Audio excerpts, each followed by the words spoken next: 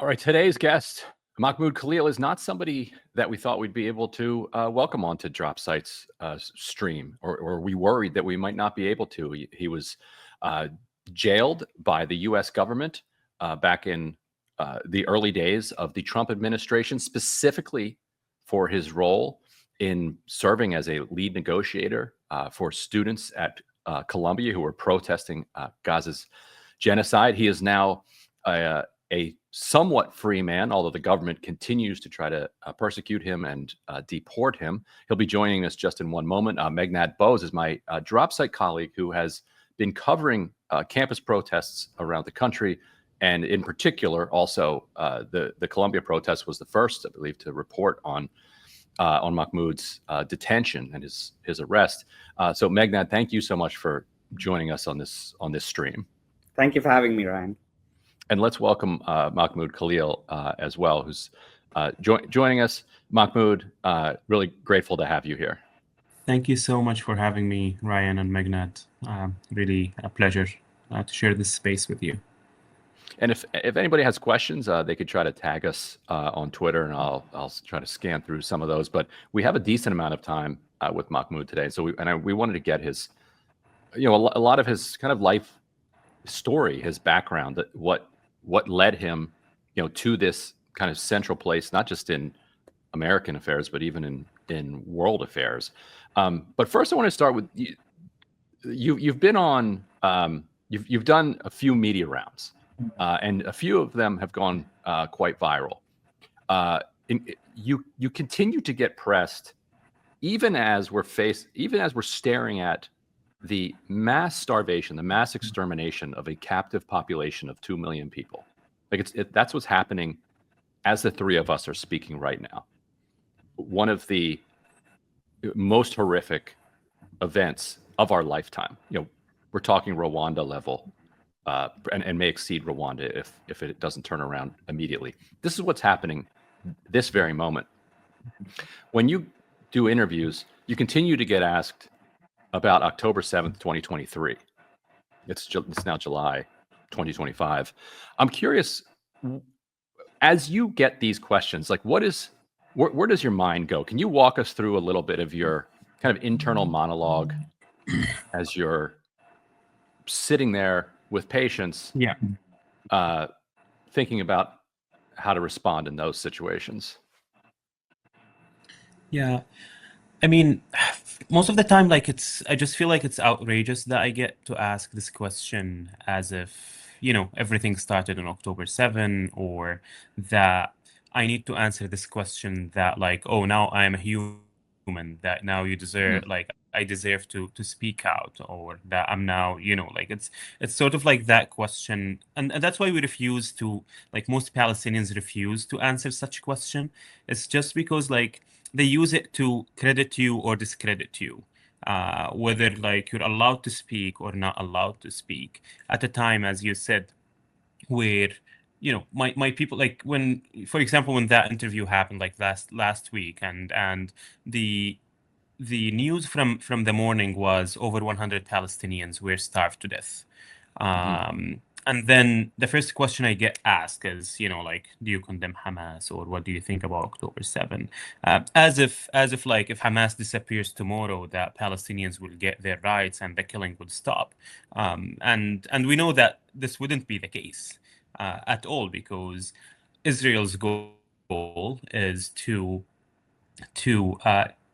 disappear, to ethnically cleanse all Palestinians, regardless whether Hamas is there or not, regardless of who's in power, because their main issue is with us Palestinians, with us being on the ground, calling for our human rights, calling for our self-determination, and that's why I get very outraged by such questions. That's why I struggle to keep my composure while answering such outrageous questions.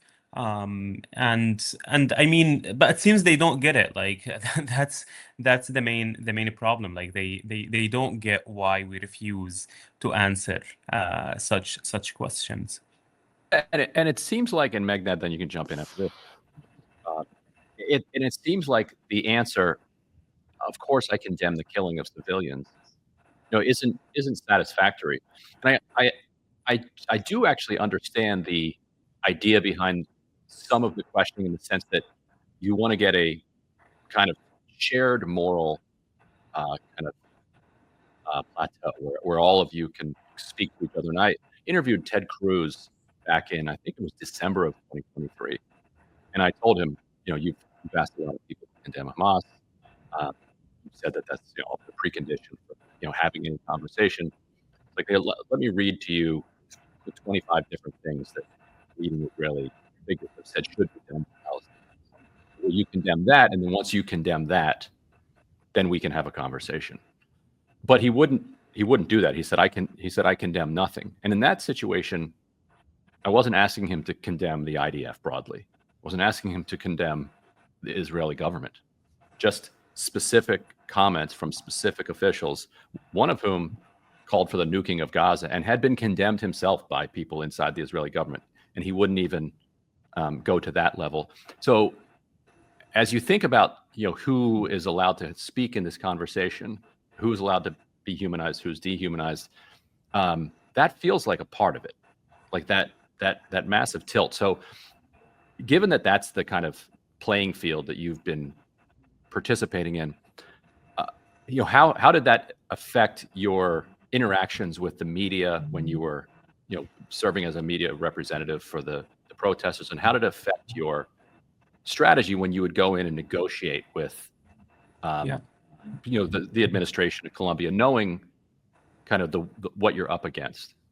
Yeah, I mean, as you said, it's always such matters are taken from an Israeli perspective, only from an Israeli lens, as if like what our experience is doesn't matter, that we have to cater for that other perspective, and yeah, we need to police our language so it fits that that condition, like the conditionality of speech that they're requiring from us. As you said, at a time where like my people actually are being are getting killed, and I usually, to be honest, like I don't compromise. My main objective, I mean, in general, is to get the Palestinian rights, to get the Palestinian self-determination, but also at Colombia is to get these three demands, like to Colombia to divest its investments from companies complicit in human rights violations, to cut ties with Israel, to disclose its investments, and I keep focusing on just like usually my approach is just rights-based approach, and just to keep centralizing Palestine. Even when they asked me, for example, about like, do you condemn Hamas? I want to bring it back to the mass killing, the genocide that's happening in Palestine, because that's the thing that they don't want to hear. So I want to keep it in their face. I want them to reflect on how silly their question is, or their framing, actually, how silly that is.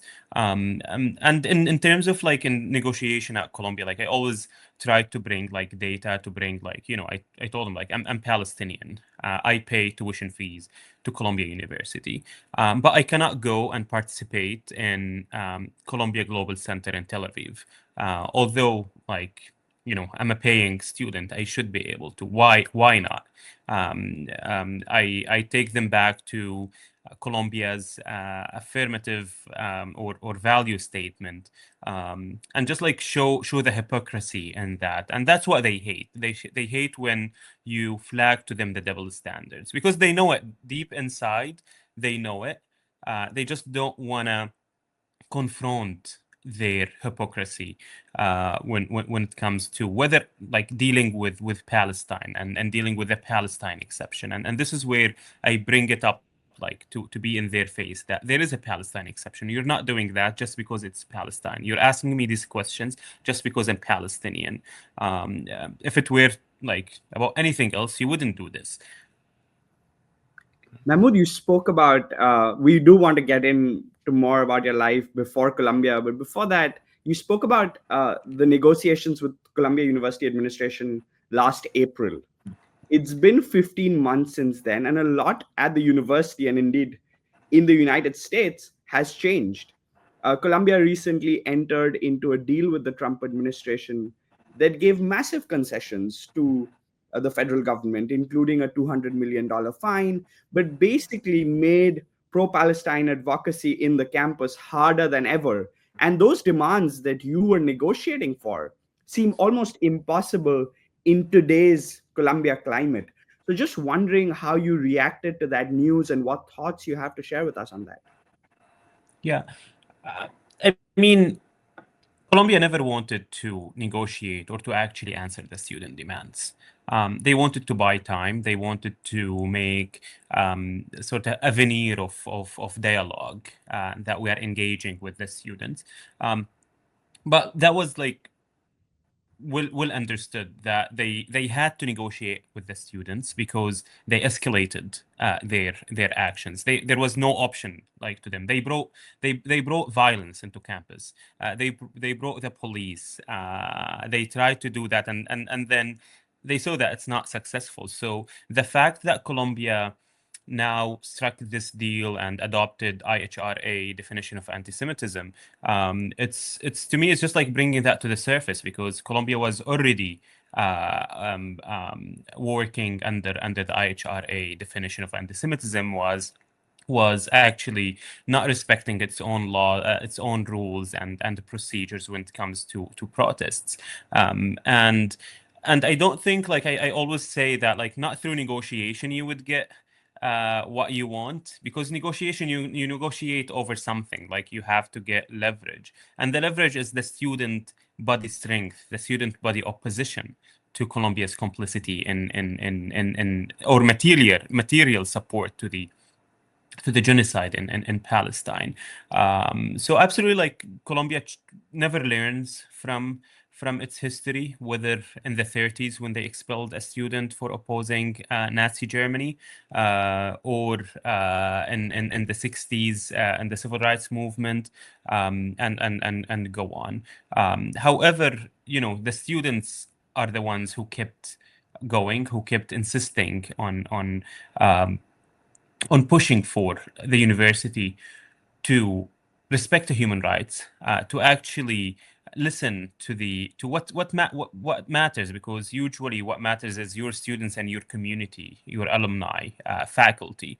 But Colombia always chooses cowardness over its values, or I mean, it's not the values that they preach, and it's clear. I mean, in this deal, Colombia not only failed to protect me and protect other students, but also Colombia emboldened a very racist or a very dangerous anti-Palestinian rhetoric on campus. They also threw the principles of academic freedom under the bus, because they only want to protect their now tarnished brand that I think like everyone can agree that the Colombia brand is no longer there, but also their money and their endowment, and if they think, I mean, they're just buying time, as in every power around the world now, buying time for when it comes to Palestine, thinking that by curbing the Palestine speech and freedom of speech, that the students would be intimidated, that people around the world would be intimidated and they would forget.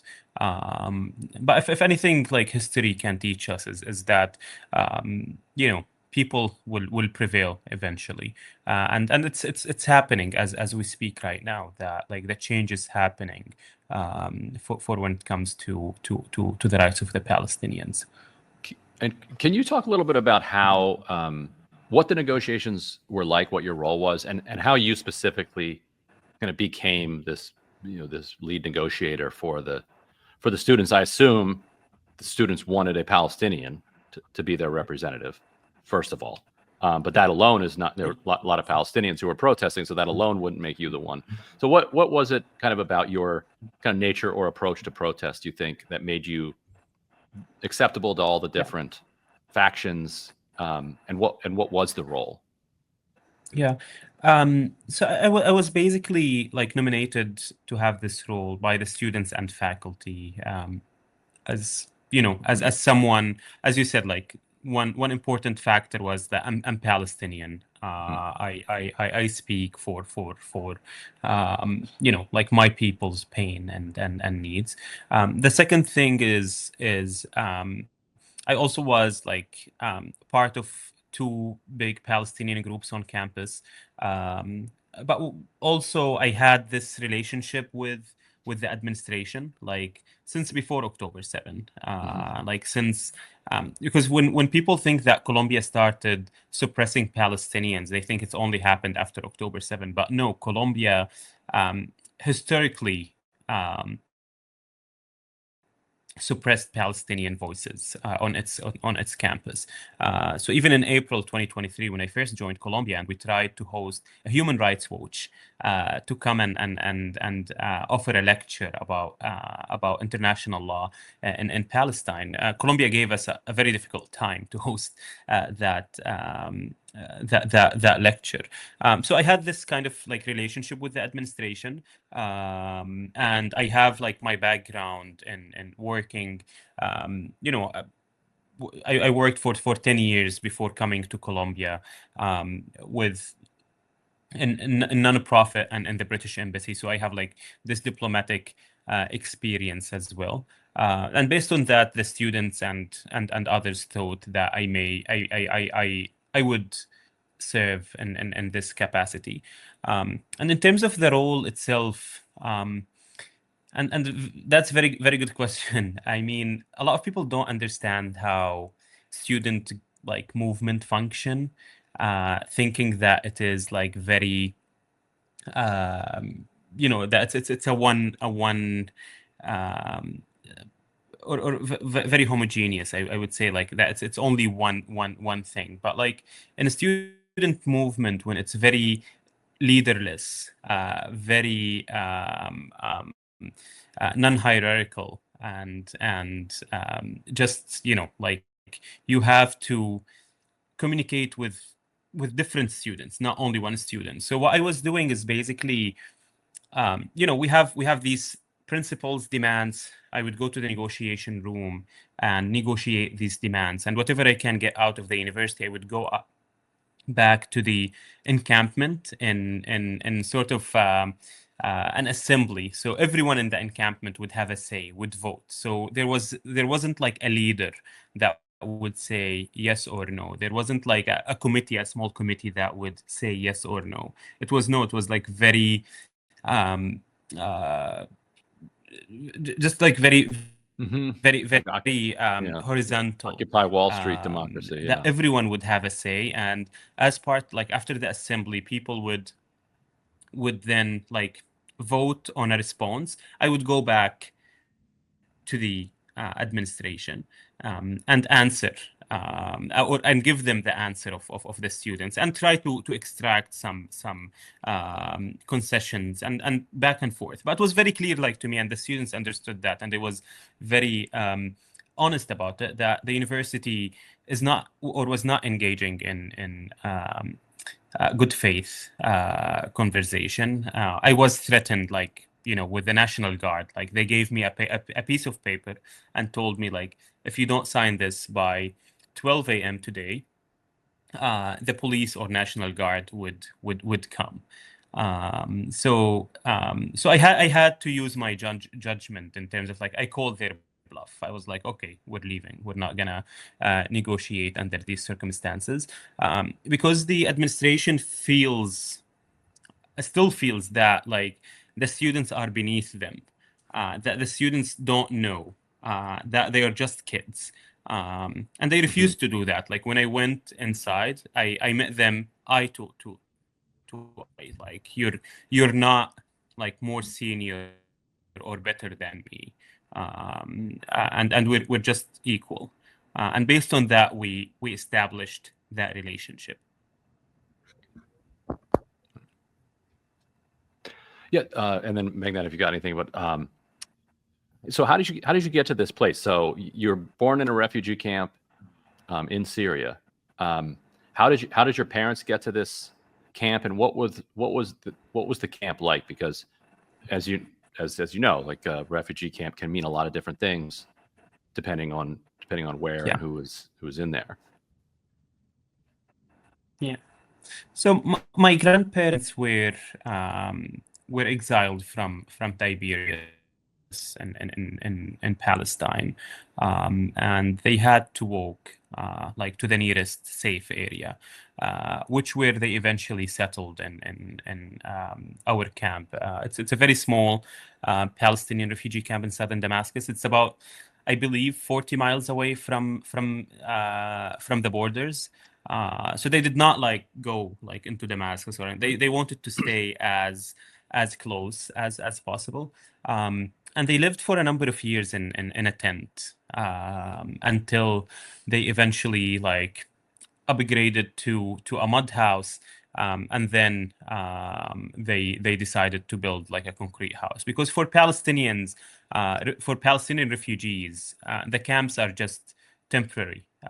They are like a station that you wait until you go back to Palestine.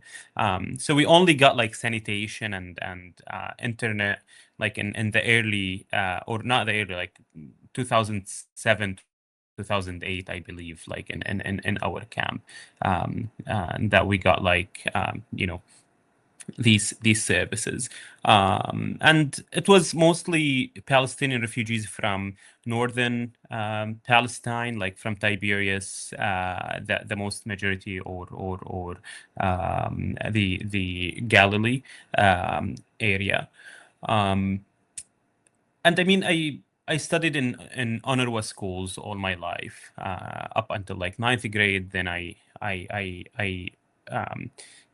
moved to like a government school, a public school, a Syrian public school, in a nearby area. But usually in Palestinian camps, they value education, because for them, the vast majority, they don't have any wealth. And any wealth they had, like they left it back in Palestine. So for all of us, like education was our salvation, was the way like to, like to get a proper job and then to build your life. That's why like my family really invested in our education, to like to the most possible degree, because we're like a lower middle class family. Both my parents were like they worked like in different like departments, and yeah, but then with the start of the Syrian uprising in 2011, things got really bad. I was involved in political and relief efforts in our camp and in that surrounding area, which made me like a target. So I eventually fled, fearing political prosecution in Syria, and fled to live in Lebanon. Mahmoud, when you speak, I mean, when we spoke to your friends as well, they described you as a double refugee, that a Palestinian who had to seek refuge in Syria and then had to flee Syria and then relocate to Lebanon, eventually leaving Lebanon to come to the United States. Can you talk about when you were detained by ICE and DHS, that feeling of political persecution in the United States? I mean, you've felt or you've experienced political persecution or the threat of political persecution when you were in Syria. How did that compare? Did you think when you were moving to the United States that you'd face political persecution of this nature? Maybe something you would have faced in Syria here in the US? Yeah, I mean, it was shocking to me to see this kind of censorship and targeting happening in the US, especially when all I did, like, was advocating for the rights of my people, for their dignity, for their justice. So, I mean, I never had high hopes of American democracy. Like I always thought that there is an exception to Palestine when it comes to American democracy, because living in Lebanon and Syria, I was I was a victim of the U.S. foreign policy when it comes to that specific area. But still, like my belief in the Constitution and in the laws, like at least domestically, like was solid. I believed that like I wouldn't be targeted for my political speech. So I absolutely, like, it was shocking to me, and and I kept asking myself, like I literally fled like Assad's Syria to come and seek safety um, in the country of the free, in a country that like proclaims liberty and freedom of speech as like the foundation of this country. Yeah, they found a loophole in the system to come after me uh, for my political speech. But it's again, like it's about how violence against Palestinians is transnational. That doesn't stop at the borders in Palestine or in the refugee camps. That actually it transcends to unfortunately to the free world, quote unquote.